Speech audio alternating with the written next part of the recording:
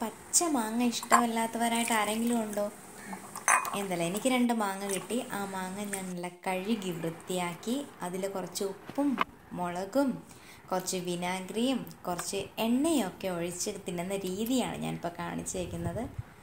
എല്ലാവരും ഒന്ന് ട്രൈ ചെയ്ത് നോക്കിക്കഴിഞ്ഞാൽ നല്ല ടേസ്റ്റ് ആയിരിക്കും.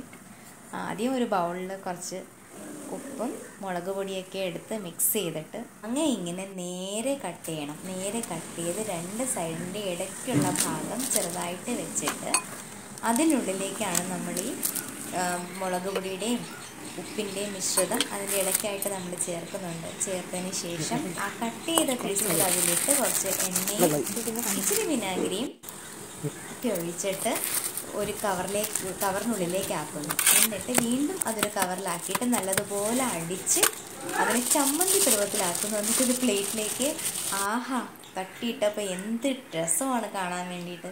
ഇനി അതൊന്ന് കഴിച്ചു നോക്കിയാലോ? കഴിച്ചപ്പോഴത്തേക്ക് എൻ്റെ വായിൽ കുടം പോലെ വെള്ളം വന്നു. നിങ്ങളും ഒന്ന് ചെയ്ത് നോക്കുക.